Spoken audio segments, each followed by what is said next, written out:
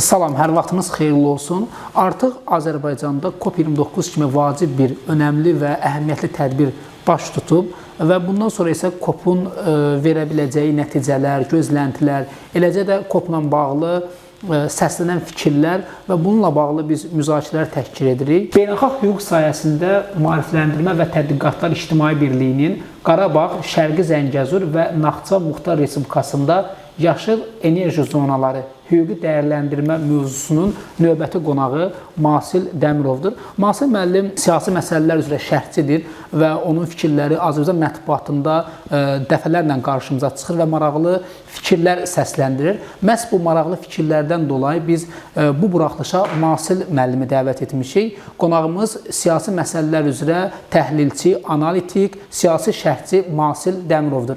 Masil müəllim, xoş gəlmişsiniz. Sizi bu studiyada görmək çox xoşdur. Masil müəllim, fikrimin öncəsində bildirdiyim kimi artıq COP kimi dəyərli bir tədbir Azərbaycanda keçirildi və buna bizim ölkəmiz ev sahibliyi etdi. İstərdik ki, bu məsələni dəyərləndirəsiniz. Ümumiyyətlə, COP Azərbaycana nələr verdi, gözləntilər nədir, bundan sonra nələr gözlənilir? Bu barədə sizi dinləmək istəyərdik. Təşəkkür edirəm sualınıza görə. İlk öncə sizi, sizin redaksiyanın hər bir üzvünü, bütün heyətini və hər bir tamaşaçını salamlayır və sizin işlərinizdə xüsusi müvəffəqiyyətlər arzulayıram. Qaldı ki, ilk sualınız kifayət qədər geniş spektrə malikdir. Ona görə bir mənalı cavab vermək təbii ki, çətin olacaq. Bugünkü gündə dövlətimizin fəaliyyəti heç bir istər ölkə daxilində, istər ölkə xaricində şübhə doğrultmur ki, mən ciddi təhlillərdən təbii ki danışıram. Azərbaycan bugünkü gündə COP29 kimi layihəni layiqincə icra etdi ev sahibi olaraq və mən onu deyə bilərəm ki, çox böyük bir uğur oldu bizim üçün. Həm ölkə daxilində, o cümlədən də beynəlxalq müstəvidə. Bəli, rəsmi olaraq COP29 tədbiri fəaliyyətin dayandırıb nə mənada bitirdi və nəticələr göz qabağındadır. Amma bu nəticələrin özündən də artıq perspektivləri mövcuddur bugünkü gündə və bu perspektivlər çox böyük ümid doğurur. İlk öncə Azərbaycan vətəndaşı üçün. Təbii ki, indi bu günlərin biz qlobal dünyada yaşayırıq. İstənilən formatda istənilən fikirlər söylənilir.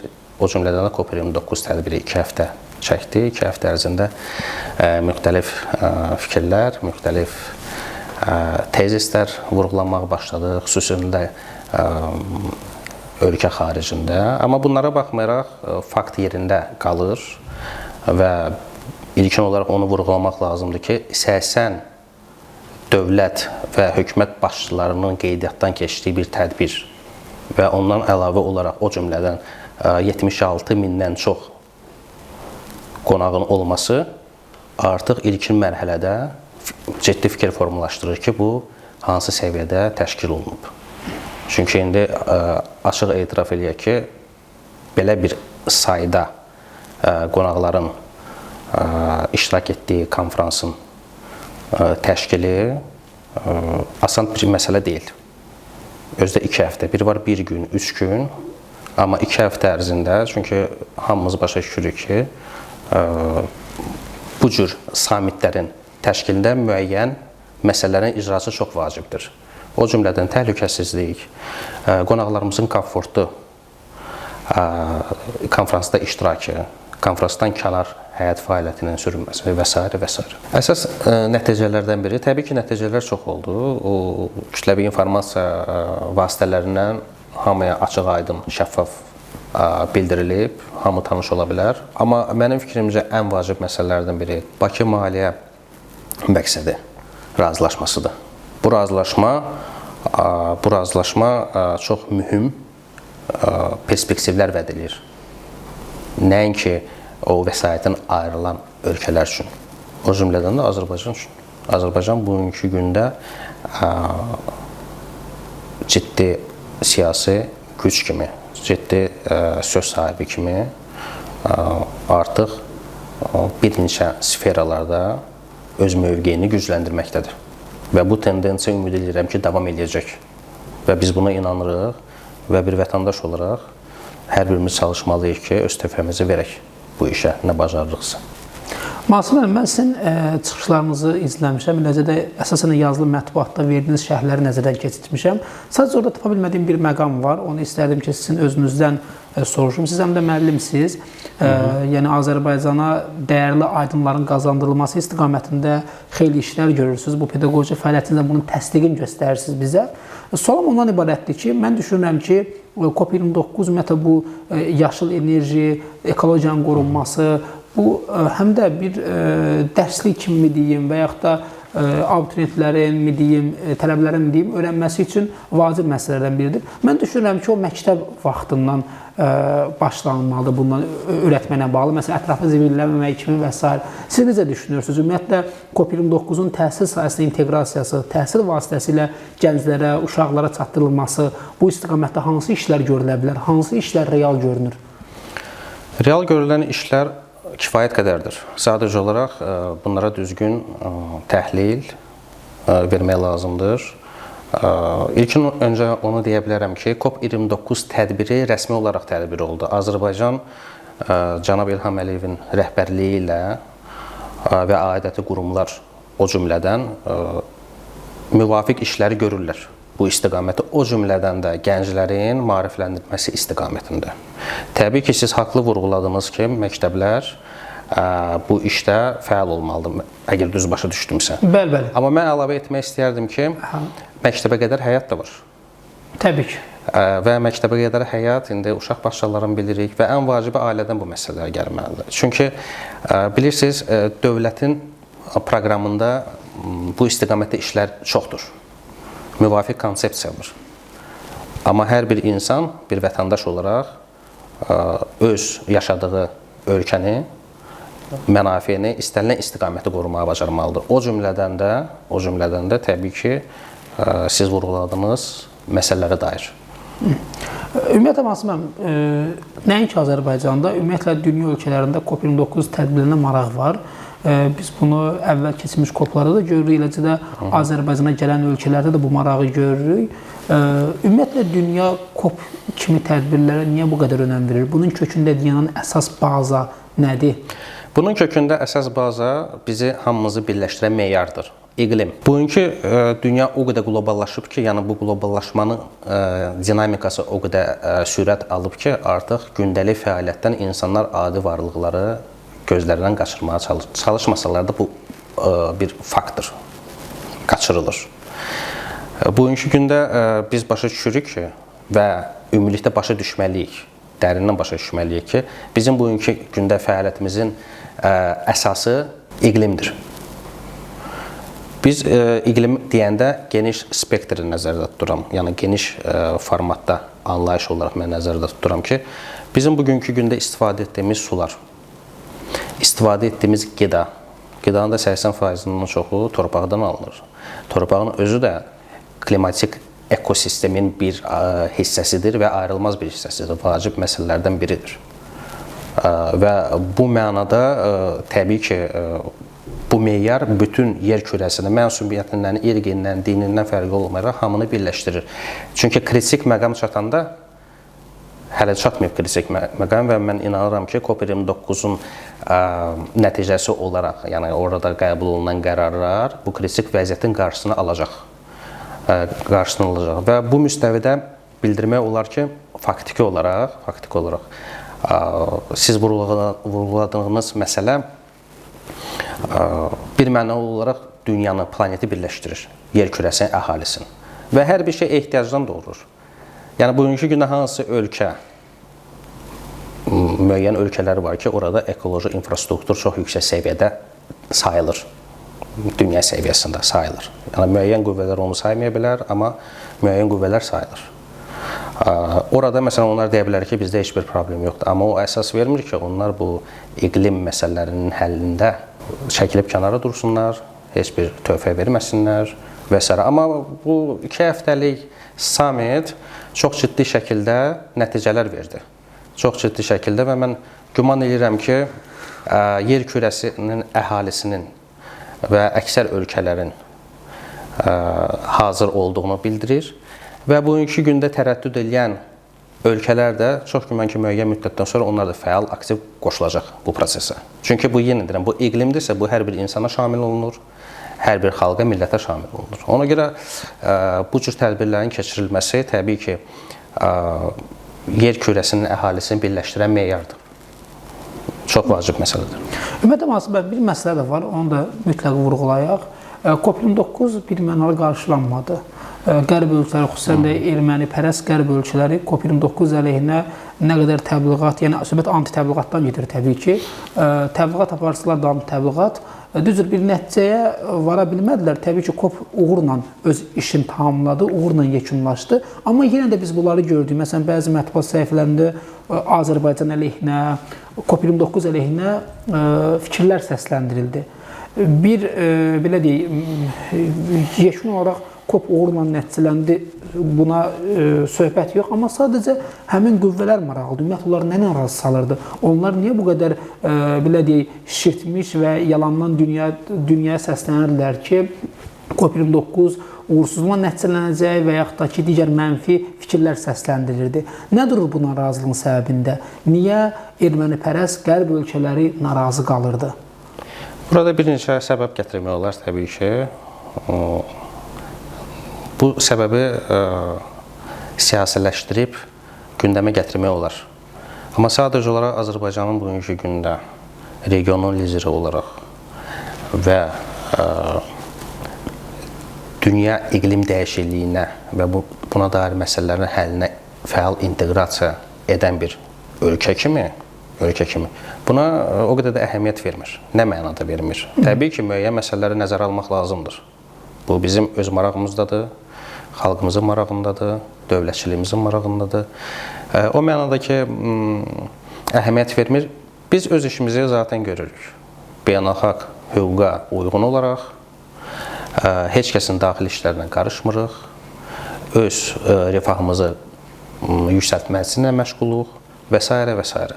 Qaldı ki, Qərb kütləvi informasiya vasitələrinin yazılarına, mən də tanış olmuşam bəzilərindən, haqsız, bəli, mən deyərdim ki, yazılar. Bunun kökündə təbii ki, Azərbaycanın son illərdə sürətlə qazandığı uğurlar dayanır.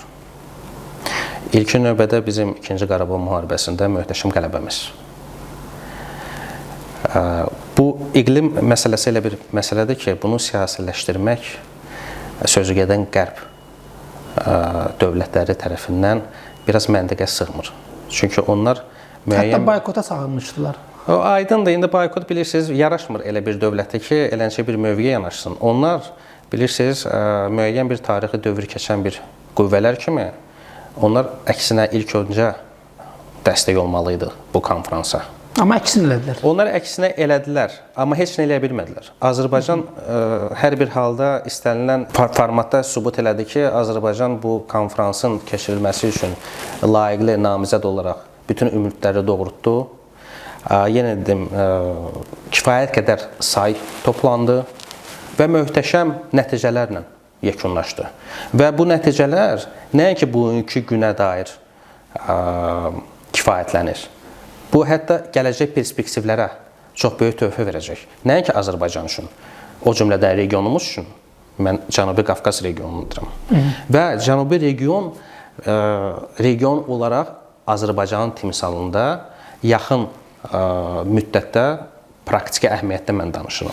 Müəyyən qərarlar təbii ki, qəbul olunub. Yaxın müddətdə Azərbaycan Cənubi regionunda əsasən, o cümlədən də dünyanın iqlim innovasiya mərkəzlərindən birinə çevriləcək. Çünki şahələmə artıq Azərbaycandan gedir. Çünki Azərbaycanın buna kifayət qədər potensialı var. Azərbaycan coğrafi baxımından elə bir mövqe tutub ki, birincisi bizim təbii sərvətlərimiz göz qabağındadır, hamıya aydındır. Ondan əlavə olaraq bugünkü gündə icra olunan iqtisadi layihələr, o cümlədən də bərpa olunan enerjiyə dair layihələr göz qabağındadır. Bunlar hamısı danılmaz faktlardır. Və bunu nəinki region dövlətləri, hətta həmin o qərb dairələri görürlər.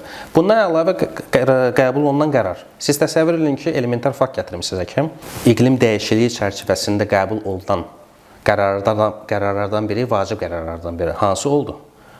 1.3 trilyon ABŞ dollarının gələcəkdə xərclənməsi oldu. O vəsait hara xərclənir? Onu kim deyə bilər ki, həmin o bizə boykot elan etmək istəyən dövlətlər iddialı deyillər. Təbii ki, onlar da iddialı idilər. Təbii ki, onlar iddialı nəyə görə iddialıdırlar? Təbii biz bu vəsaiti ayırırıq. Təbii ki, bu Azərbaycan bunu etmir. Bu ümumiləşmiş bir qərardır. Bu vəsaitin həmin ölkələrin də payı var. Təbii ki, var. Amma bunlar çox güman ki, həmin vəsaiti idarəçiliyinə görə mübarizə aparmaq istədilər. Amma burada mübarizə nə əsas var ki, həmin o razılaşmada onun idarəçiliyinə dair olan şəffaflıq punktları, maddələri göstərilir. Yəni onlar hansı formatda xərclənəcək, necə olacaq. Və Azərbaycan, yenə deyirəm, öz mövqeyi ilə şəffaflığı qorumağa hazır olduğunu bildirdi. Və hər şey açıq şəkildə olacaq. Bugünkü gündə internet dünyasıdır. Və bu vəsaitin hara xərcləndiyi biz bilirik. Daha doğrusu bu açıqlandı. Bu inkişaf olunmaqda olan dövlətlərə, xüsusilə ada dövlətlərinin deməli iqlimin təsirlərinə qarşı olan xərclərinə sərf olunacaq. Çünki həmin o həssaslıq qrupuna aid olan dövlətlər onlardır. Və təbii ki, burada digər bir siyasi məqam da var. Həmin o dediyimiz dövlətlər, müəyyən dövlətlər, onlar vaxtı ki, müstəmləkəçilik siyasəti ilə məşğul olduqlarından, onların o apardığı, yürütdüyü siyasət nəticəsində həmin o sözü gedən ölkələr ki var, hansılar ki o yardım ayrılır. Səhv eləmirəmsə, ən azı hər il 300 milyard ayrılacaq. O siyasətin nəticəsinə görə ayrılır.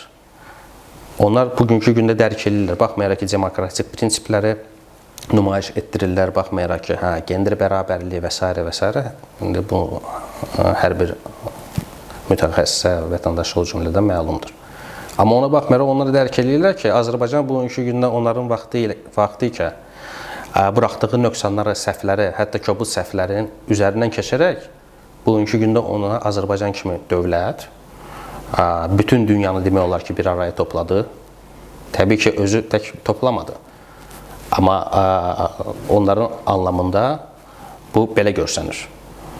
Və Azərbaycan bugünkü gündə iqlimə qarşı yox, iqlimin dəstəkləməyi istiqamətində öz töhfəsini verir. Və onun kifayət qədər potensialı var. Bu da təbii ki, Azərbaycanın gündən-günə nüfuzunun artmasına səbəb olur. Artıq Azərbaycan dünyanın qlobal iqlim xəritəsində öz sözünü demiş aktorlardan biridir. Yəni, söhbət burada erməni meyilli qərb ölkələrindən gedir.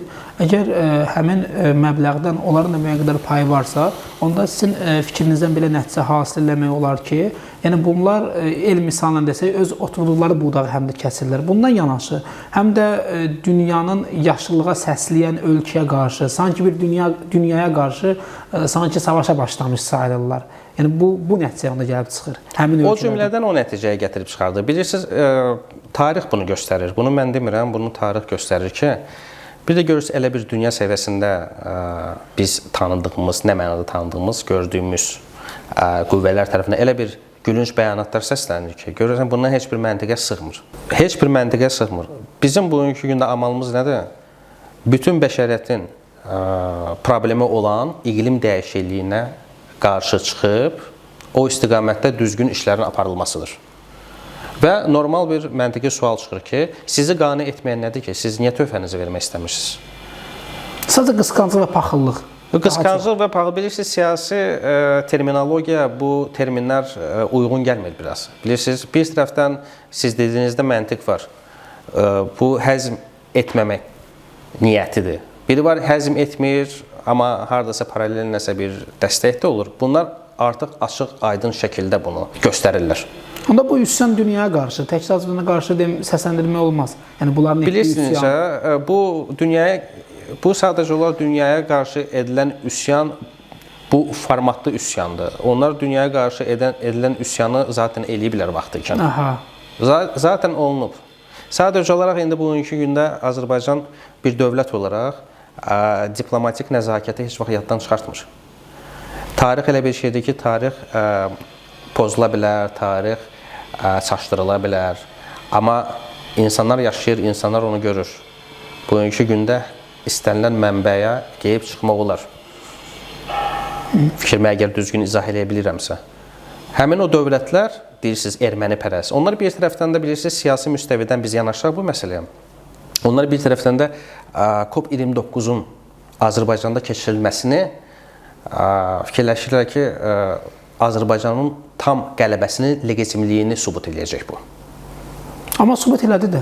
Ona sübuta heç ehtiyac da yoxdur. Bu ayrı bir məsələdir. İkinci Qarabağ müharibəsi zaten bitib. Artıq lazım olan bəyanat da imzalanıb. Sülh müqaviləsinin bağlaması istiqamətində işlər də gedir. Zəif gedir, güclü gedir, müəyyən orada oynamalar var. O ayrı bir mövzudur. Amma bu proses, demək olar ki, bu məsələ çözülüb bu mərhələdə. Bunun iqlimə heç bir aidiyyəti yoxdur. Əksinə, onlar əgər erməni pərəstdirlərsə, Ermənistanı dəstəkləyirlərsə, onlar bu işdə, çünki Ermənistan regionun bir dövlətidir. Əgər regionumuzda bu işlər ciddi sürətlə vüsət alsa, Ermənistan da bu işlərə inteqrasiya olunmalıdır. Çünki coğrafi baxımdan onlar bizim qonşu dövlət sayılır. Və belə deyək, Ermənistan bu məsələlərdən çəkilsə, yalnız özü uduzacaq. Yalnız özü. Çünki zaten Ermənistan olmadı, Azərbaycan öz işini görəcək və bunu sübut edir. Biz bu nöqteyi nəzərdən deyə bilərik ki, Azərbaycanın inkişafı dolayı yolla əslində Ermənistan'a da müsbət dividendlər qazandırır.